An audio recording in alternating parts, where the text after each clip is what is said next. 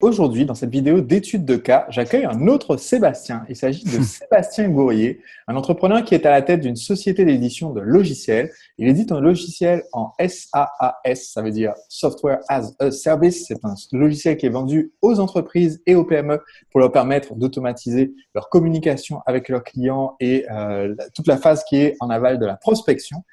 Toutes ces stratégies marketing que tu as appris au cours de ta formation, tu les as appliquées pour fidéliser les utilisateurs, Tout à fait. pour qu'ils restent. Il y a aussi comment je l'ai adapté. C'était pas forcément donné explicitement dans la formation, mais la formation est là aussi pour qu'on l'adapte à notre goût, Mhm. et notamment une séquence de suivi des équipes. Donc, j'utilise pour ça les envois récurrents, c'est-à-dire que tous les 3 de chaque mois, il y a un email qui est envoyé au cabinet comptable pour lui dire comment récupérer les rapports PayPal, comment récupérer les rapports de facturation puisque la facturation se fait en interne, comment accéder au bilan, enfin voilà, aux documents nécessaires pour établir la comptabilité. Mhm. Il y a d'autres emails qui sont envoyés en équipe interne en disant n'oubliez pas de vérifier certaines validations à faire à la main pour Mhm. nos utilisateurs. Donc, en fait, j'utilise aussi ce principe d'autorépondeur et de séquence pour bien, parce qu'on parlait de structuration tout à l'heure, voilà, pour que les clients en prennent soin bien d'eux, il faut que les équipes elles-mêmes soient bien pris en charge aussi. Ok, donc ce qui est super important dans ce que tu viens de dire là, et je veux que les personnes qui nous regardent comprennent bien, c'est l'importance d'un côté, il y a l'automatisation de notre marketing qui peut libérer du temps parce qu'on va avoir davantage de nouveaux clients ou fidéliser les clients. D'ailleurs, je pense que ça a dû te permettre d'augmenter ton panier moyen par client. Le fait de... Tout à fait. Après, bon, dans l'ensemble, déjà par rapport à ce qui a été vu dans tes formations en 2013, ça a permis de passer d'un panier moyen de 63 euros à 100 euros. Voilà, c'était en 2013 et de monter à 322% de croissance du chiffre d'affaires. Ok, félicitations. Donc, il y a de ce côté cette augmentation des ventes et du chiffre d'affaires via l'automatisation de notre marketing. Et de l'autre côté, en fait, tu as aussi appliqué cette réflexion dans les process en interne et dans la communication avec tes partenaires, prestataires, le cabinet comptable, pour que là aussi, tu passes moins de temps à être dans de la paperasserie ou à faire le pompier, à éteindre tout le temps des incendies. Exactement. Et donc aujourd'hui, tu n'as plus l'esprit. Alors, même si c'est un cheminement utile pour beaucoup de personnes de démarrer en tant qu'auto-entrepreneur, mais souvent, quand on démarre, mais ça n'a pas été ton cas. Je crois que dès le départ, tu étais Si. en SARL. Alors, c'est très particulier pour la confidence. Comme j'étais encore à l'armée, je n'avais pas le droit de créer une autre activité. Mhm. Et du coup, ça a été mon père qui a prêté son nom et on a créé une structure juste auto-entrepreneur pour démarrer sur 1 an et demi. Ok. Mais Et beaucoup de après, gens, quand ils démarrent en auto-entrepreneur, ils se fixent une sorte de plafond mental en disant, ouh là là, il y a le c'est vrai. plafond à 30 000 pour les ventes de services et à 80 000 pour les ventes de produits. Et ils disent, mais il faut surtout pas que je fasse plus de chiffre d'affaires que ça. Je dois avouer que c'est un saut dans le vide, hein, pour moi. Ça s'est produit également. Alors naturellement, je me suis dit, de toute façon, c'est soit j'y vais, soit c'est la mort, quoi. Ça, je le sentais vraiment. Mhm. Mais c'est vrai, j'entends bien il y a ce phénomène-là qui apparaît, quoi, Alors, psychologique. qu'est-ce Ouais. qui t'a fait franchir cette espèce de plafond en verre? Tu vois, il est transparent, mais c'est purement dans la tête qu'on se le crée. Je sais pas, c'est comme si je ressentais que si ça allait pas là, c'était la fin, en fait. Alors, qu'est-ce qui a changé en toi pour permettre tu vois, cette progression de Sébastien en 2011 qui lance le projet et qui a ce plafond dans ses attentes à Sébastien d'aujourd'hui qui touche, on a dit, 2500 clients actifs dans plus de 30 pays, euh, qui développe l'activité avec des chiffres de croissance énormes. Qu'est-ce qui a changé en toi pour permettre ça? Il y a de la maturité qui s'est installée du fait de côtoyer aussi des personnes du même milieu qui sont matures dans tes formations, dans tes séminaires. Il y a la volonté d'avoir une tranquillité d'esprit. C'est ce que j'aimerais proposer à mes clients, donc il faut que je l'aie moi aussi. Enfin, Mhm. c'est donc du coup une notion d'être cohérent en fait avec ce qui veut être porté comme valeur et comme message. Ce qui a changé aussi, c'est cette ardeur de vouloir me lever le matin sans réveil. Ça a été un déclic. Tu parlais de déclic justement dans Entrepreneur Libre, Mhm. de revoir un peu quel est le déclic qui a été là. Ben, ça a été la liberté de temps et de mouvement pour moi au départ. Et qu'est-ce qu'il y a aujourd'hui, dans ta vie d'aujourd'hui, qui aurait peut-être été un rêve inaccessible au Sébastien d'avant toutes ces formations, toutes ces rencontres, tout ce développement Aujourd'hui, ben, c'est de pouvoir la sérénité, elle est vraiment, elle est là parce qu'elle est là par rapport à tout ça. Mhm. Le plaisir aussi de pouvoir vendre en dormant, en permettant aux autres de vendre en dormant. Mhm. Donc en plus c'est un petit peu méta physique ce truc, mais il y a aussi une prise de conscience d'être là pour œuvrer dans le monde, mais c'est pas simplement une année ou 2 années, mais presque toute sa vie. Et quel impact ça a aujourd'hui, cette aventure entrepreneuriale tu as dit que ton père t'a soutenu dans les débuts. Qu'est-ce qu'en pensent tes proches de cette progression que tu as eue? Ah ben, on va dire que ma famille est fière de moi, même si quelquefois ils n'ont pas voulu me le dire pour éviter que je sois trop, que la J'ai pas mal vanité de tête. s'installe. Et c'est très bien parce qu'en fait c'est un cadeau qu'ils m'ont fait de pas forcément le dire pour éviter justement que la vanité s'installe. Mhm. Et c'est ce qui fait que les utilisateurs aujourd'hui apprécient l'authenticité.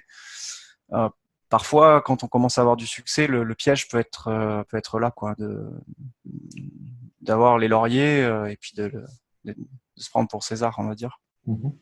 Qu'est-ce qui a été rendu possible de vivre aussi, d'accorder plus de possibilités de temps dans mes semaines pour vivre une relation amoureuse. Je me retrouve un peu dans ce que tu vivais toi aussi. Ça, c'est vrai que c'était quelque chose de grande qualité que j'aurais pas forcément. J'aurais sûrement couru après le temps et je me serais pendant 7 ans, je me serais fait survoler au niveau vie privée, quoi. Mhm.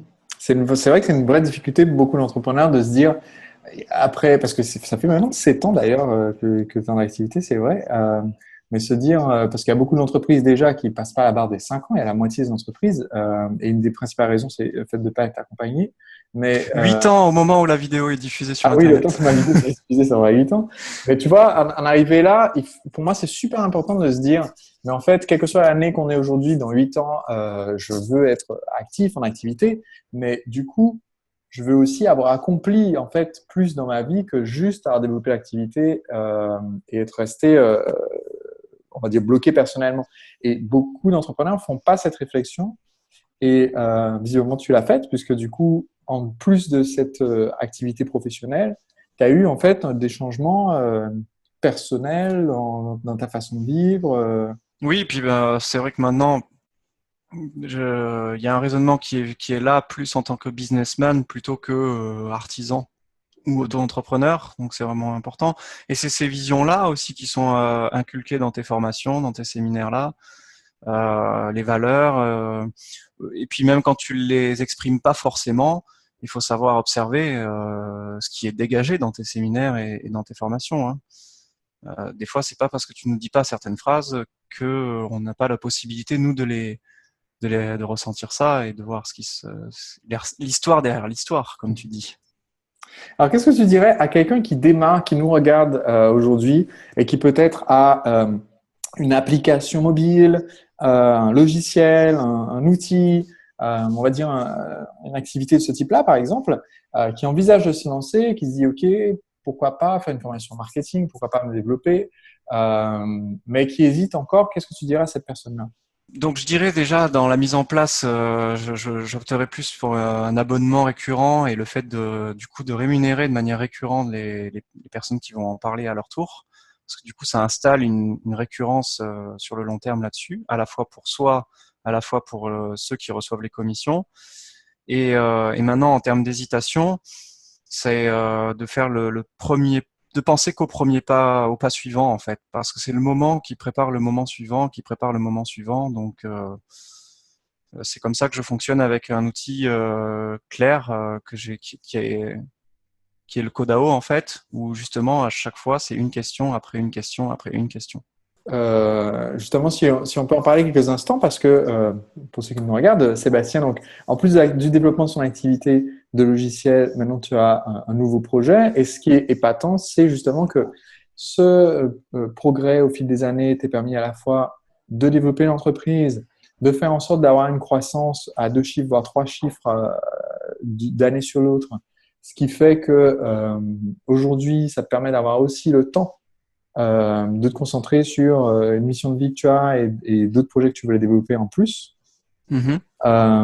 Et ça, je pense que c'est aussi important, tu vois, de partager ça. Donc, tu as mentionné le Codao. Est-ce que tu peux nous en dire quelques mots Aujourd'hui, du coup, le Codao, c'est un deuxième projet qui émerge de justement la façon dont l'expérience SG Autorépondeur est arrivée sur les 7 dernières années, où je me modélise quelque part par où c'est passé, quelles sont les 5 étapes clés qui permettent d'atteindre un objectif, de résoudre n'importe quel problème et voire même une crise, ou de répondre à une question qu'on peut se poser, une simple question du quotidien qui est qu'est-ce que je vais manger ce soir? Donc la première étape, c'est de définir la question. Et la seconde étape, ça va être de définir les options qui me permettraient d'avancer sur cette question et d'y répondre. Si je veux savoir qu'est-ce que je vais manger ce soir, option 1, eh bien, ça peut être d'aller regarder dans les placards. Option 2, d'aller regarder dans le frigo. Option 3, de se faire inviter au restaurant ou chez la famille. Option 4. Une fois que j'ai défini les options, quand je résous une crise, c'est la même chose dans l'entreprise. Je vais alors choisir une option et en retenir une. C'est l'étape de décision, donc la troisième étape. Ensuite, une fois que la décision est prise, Sébastien, naturellement, qu'est-ce qu'on fait derrière? A comme action. Et donc, on liste les actions. Puis alors, à chaque élément, il y a des subtilités. C'est ce qu'on voit en stage, mais entre guillemets, il y a vraiment ce modèle-là qui s'est mis en place comme étant un modèle vivant. Donc la dernière étape, c'est l'observation. Une fois que tout a été fait, on termine notre Codao en observant ce qui se passe à l'intérieur de nous et ce qui est aussi observable de l'extérieur. Par exemple, si j'ai ouvert le placard et que j'ai sorti les pâtes, ben, quelqu'un à côté peut voir que j'ai sorti les pâtes, par exemple. Donc, c'est 5 étapes, QODAO, question, option, décision, action et observation, avec beaucoup, beaucoup de subtilités que je découvre encore aujourd'hui, après déjà presque 3 ans où ça a été un peu long à modéliser. C'est un peu comme la loi de la gravitation universelle. Quand Newton va la modéliser, en fait, la mettre en équation, c'est le même principe, parce que c'est un principe déjà qui nous régit, mais sauf que le fait de le voir comme ça permet à la fois de prendre la mesure de tout ce qui est fait, à la fois de pas s'envoler dans différentes questions en même temps et de ralentir justement notre process. Et en même temps, du coup, c'est ça que je disais, je prends chaque question les unes après les autres. Ok, Ça, c'est donc un des points ça, importants. c'est en fait tiré de ton expérience de développement de ton activité et la façon dont tu as résolu les problèmes au fur et à mesure. Et je dis, tu as condensé ça dans un enseignement que Qui va être fait par rapport à une plateforme sociale et interactive.